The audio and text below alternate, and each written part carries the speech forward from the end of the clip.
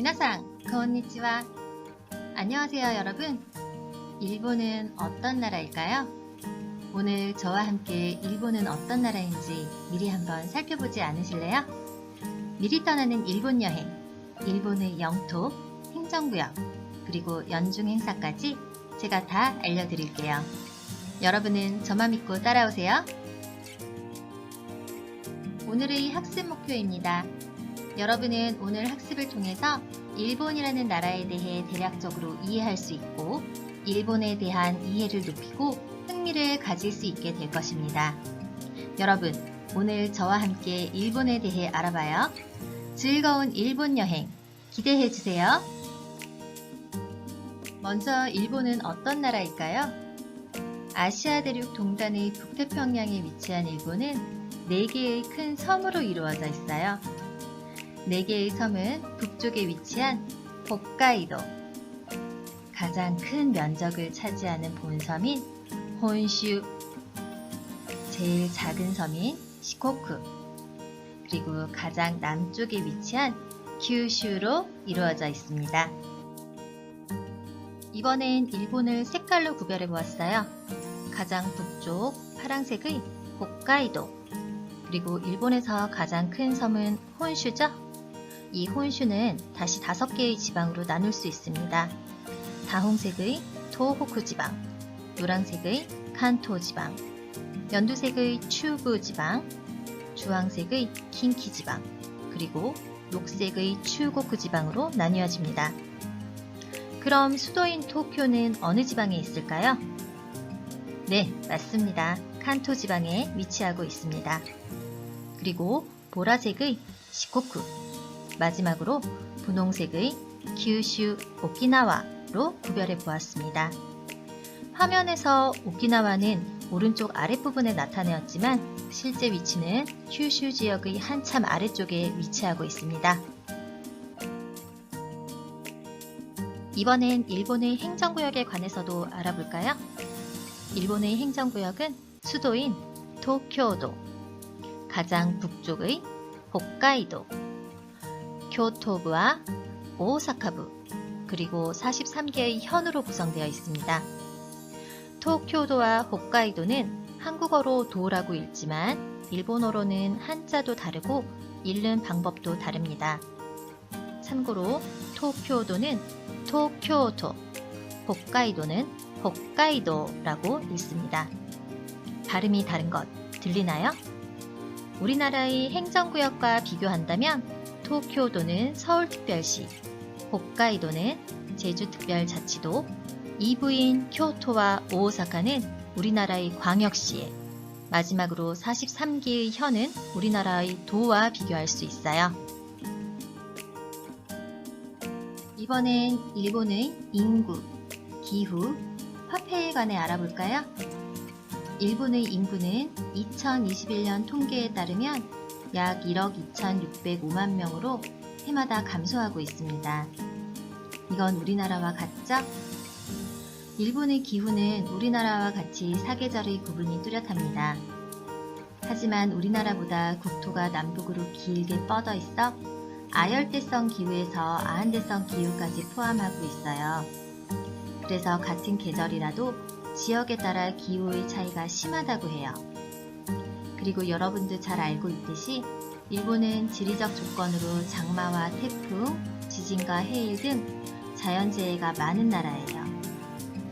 일본의 화폐 단위, 여러분 잘 알고 있죠? 네, 엔을 사용합니다. 화폐의 종류는 1엔, 5엔, 10엔, 50엔, 100엔, 그리고 500엔의 동전과 1000엔, 2000엔, 5000엔, 만엔의 지폐를 사용합니다. 자, 지금부터 일본의 연중 행사에 관해 알아볼까요? 우리나라도 1년 동안 다양한 행사가 열리고 있는데요. 일본도 다양한 행사가 열리고 있습니다. 어떤 행사가 열리는지 함께 알아볼까요? 먼저 1월입니다. 1월 1일, 이날은 오쇼가츠라고 하여 일본의 설을 의미합니다.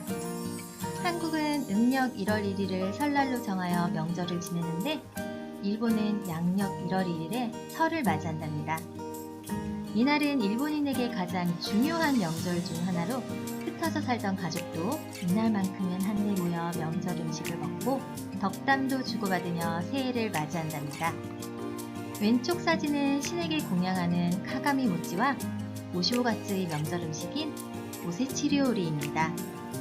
오세치료리에는 장수를 기원하는 새우, 금명과 건강을 기원하는 검은콩 등 음식 재료마다 특별한 의미를 가지고 있습니다. 오른쪽 사진의 소나무 장식이 보이나요? 이것은 가도마츠라고 합니다. 가도마츠는 신이 집을 잘 찾아올 수 있도록 문 앞에 세워두는 소나무 장식입니다.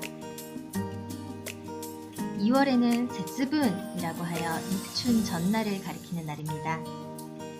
해에 따라 다르지만 대부분 2월 3일 전후입니다. zetsu분에는 신사나 절에서 콩을 뿌려서 병이나 재해, 악귀 등을 쫓고 복을 불러들이는 의식인 마메맞기를 합니다.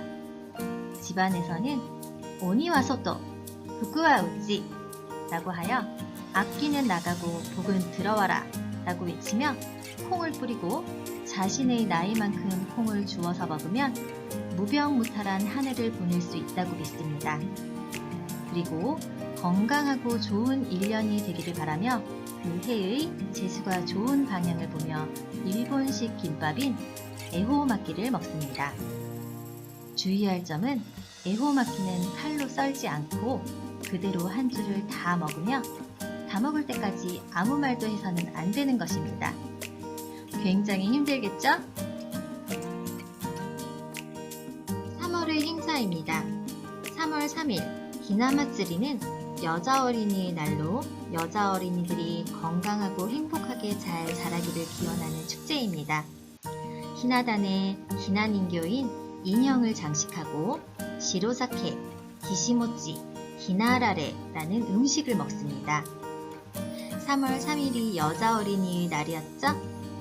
5월 5일 어린이날은 단고노세크, 단오절이라고 하여 남자아이의 건강한 성장을 기원합니다. 집안에는 왼쪽 사진과 같이 5월 인형인 고가츠니 인교를 장식합니다. 고가츠니 인교는 갑옷, 투구, 대검, 무사인형 등 용감함을 상징하는 장식물을 장식합니다. 오른쪽의 사진은 고이노보리입니다. 종이나 천 등으로 잉어 모양을 만들어 깃발처럼 장대에 높이 달아 장식하며 입신양명을 기원합니다. 코이는 일본어로 잉어를 뜻하며 노보리는 오름을 뜻하는데 고이노보리는 중국 황허강을 거슬러 올라간 잉어가 상류의 용문에 오르기만 하면 모든 생선들이 용이 된다는 등용문에서 유래했다고 합니다. 7월에는 견우와 직녀가 1년에 한 번 은하수를 건너 만난다는 중국의 전설에서 유래된 우리나라의 칠석에 해당하는 날이 있습니다. 7월 7일이며 일본어로는 다나바타라고 합니다. 이날은 길고 가느다란 종이인 탄자쿠에 소원을 적어 대나무에 매달아 소원을 빕니다. 8월 행사입니다. 8월에는 매년 양력 8월 15일을 중심으로 지내는 일본 최대의 명절인 오봉이 있습니다. 조상의 영혼을 맞아들여 대접하고 모두의 건강과 행복을 기원하는 날입니다. 새해 첫날인 오쇼가츠와 함께 일본 최대의 명절로 꼽힙니다. 이때는 조상들이 길을 잘 찾아들 수 있도록 무카에비라는 마중불을 피우고 오봉 연휴에 성묘를 가기도 합니다. 조상의 영혼이 돌아갈 때에는 오쿠리비라고 하는 배움불을 피웁니다. 또 오봉에는 지역 공동체가 함께하는 축제가 열리기도 하는데요. 보옹오도리가 대표적입니다. 11월 15일은 아이의 건강과 성장을 기원하는 행사로 남자아이가 3살, 5살, 여자아이가 3살, 7살이 되는 해의 11월 15일에 신사 등에서 아이의 성장과 건강을 축하하고 감사하는 시지고상이라는 행사가 있습니다.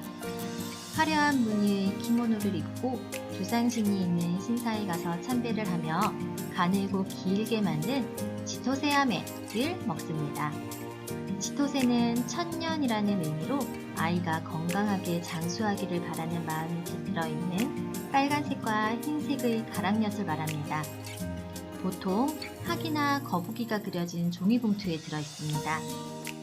마지막으로 12월 31일의 오미소카입니다. 한 해의 마지막 날을 가리키며 신년을 맞이하기 위한 행사를 합니다. 대청소를 하며 한 해의 묵은 때를 벗겨내고 이날 밤 장수를 의미하는 가늘고 긴 국수인 도시쿠시 소바를 먹으며 한 해를 넘기는 행사를 합니다. 이렇게 1년의 큰 행사 몇 가지를 알아보았는데요. 한국의 연중 행사와 비교가 되나요? 공통점과 차이점이 분명히 있겠죠? 여러분, 오늘 저와 함께 미리 떠나본 일본 어떠셨나요? 일본에 대해 조금은 더 깊이 알게 되었을까요? 이렇게 오늘 일본에 대해 조금 알게 된 후 흥미를 가지게 되었다면 더 즐겁게 일본어를 공부할 수 있게 되겠죠? 그리고 직접 일본에 가게 된다면 더 즐거운 일본 여행도 할 수 있게 되겠죠? 우리 모두 일본 여행을 갈 수 있게 되는 그때까지 선생님과 함께 더 즐겁게 일본어와 일본 문화 공부하도록 해요.